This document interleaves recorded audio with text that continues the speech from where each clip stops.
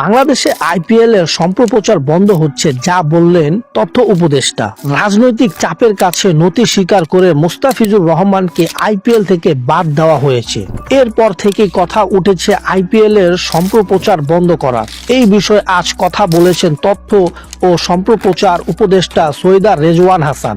উপদেষ্টা রেজওয়ান হাসান বলেন, আইপিএল থেকে বাংলাদেশের তারকা পেসার মুস্তাফিজুর রহমানকে বাদ দেওয়ার ঘটনার সরকারের পক্ষ থেকে আনুষ্ঠানিক প্রতিক্রিয়া জানানো হবে। বাংলাদেশ একটি শক্ত অবস্থান নেবেন। এই সিদ্ধান্তের পেছনে কি আইনি ভিত্তি রয়েছে? তিনি আরো যোগ করেন, কোন যুক্তিতে মুস্তাফিজুরকে বাদ দেওয়া হয়েছে? খেলারই কোনো যুক্তিতে মানা করা হলে তা কোনো ব্যাপার ছিল না। যে যুক্তিতে মানা করা হচ্ছে সেটা যুক্তিটা তো আসলে আমরা কোনোভাবেই গ্রহণ করতে পারি না। ফলে সেখানে আমাদের একটা প্রতিক্রিয়া দেখানো হচ্ছে। বাংলাদেশ আইপিএল সম্প্রচার বন্ধ করা হবে কিনা এমন প্রশ্নের জবাবে উপদেষ্টা বলেন, সেরকম জায়গায় আমাদেরও একটা অবস্থান নিতে হবে। আমরা সেই অবস্থানের আইনগত ভিত্তি পর্যালোচনা এবং প্রতিক্রিয়া যাচাই বাছাই করেছি। এরপরে আমরা একটা পদক্ষেপ গ্রহণ করব। তবে তিনি জানান, এই বিষয়টি প্রভাব ভারতের সঙ্গে বাংলাদেশের সম্পর্কে প্রভাব ফেলবে না।